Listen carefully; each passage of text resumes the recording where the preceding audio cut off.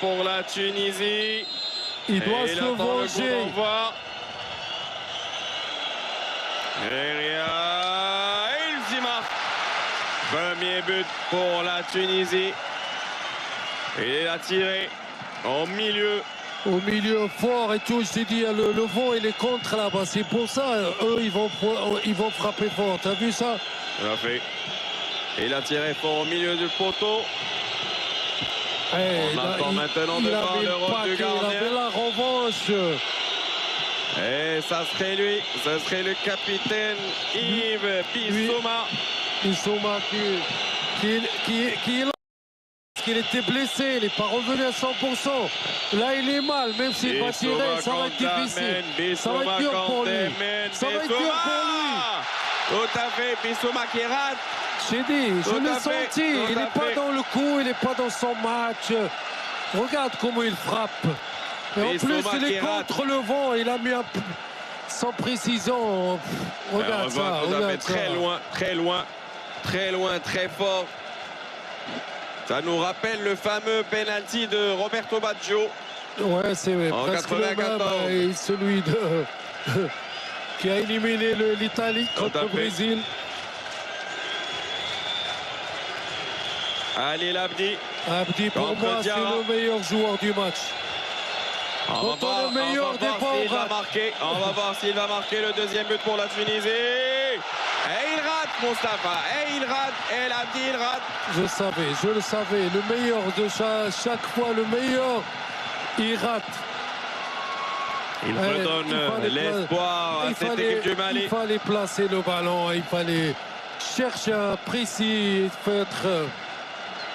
C'est dommage, c'est dommage. Le gardien était déjà battu. Et le ballon est parti bien en haut. Ballon perdu. Celui qui a égalisé. Sinayoko a la chance d'égaliser, de remettre le match à 0. On va voir ce ballon de Sinayoko. Est-ce qu'il va marquer le premier but pour le Mali? Je crois qu'il va mettre 2. Moi, je reste sur 1. On attend de voir Sinayoko. Il y a du vent. Il a mis 1. Celui-là, il va le rater. Il a marqué le premier. 2 sur 2, c'est beaucoup. Et le gardien a touché son premier ballon. Bien joué. Il a changé de côté. Et il marque le but de l'égalisation. Sinayoko pour le Mali. Il met la pression sur les Tunisiens. Dommage que l'Abdi, le meilleur joueur de la partie pour moi, qui a raté. Et Sinayoko qui a marqué le premier à droite et le deuxième à gauche. On revient maintenant.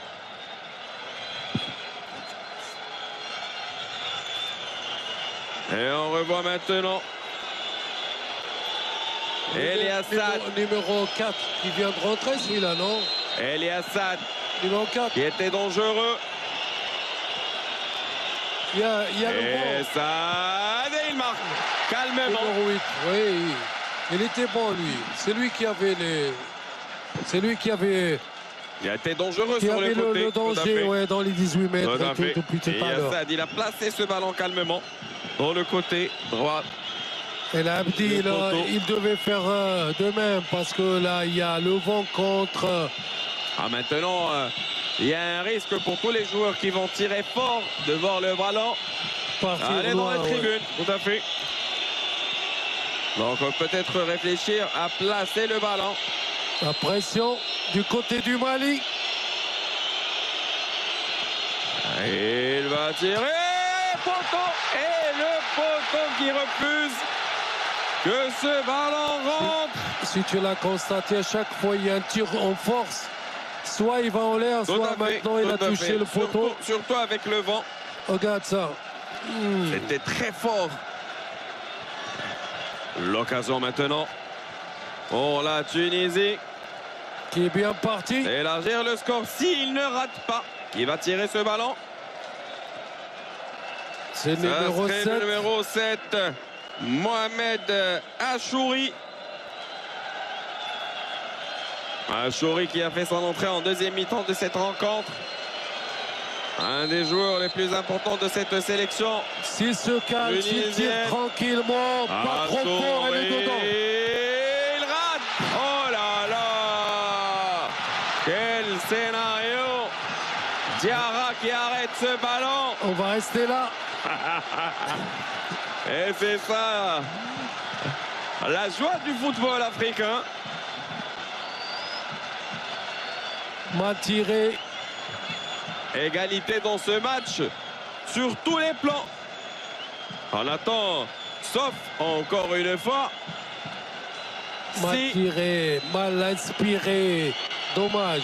Le joueur 27 qui vient de rentrer aussi. Hein.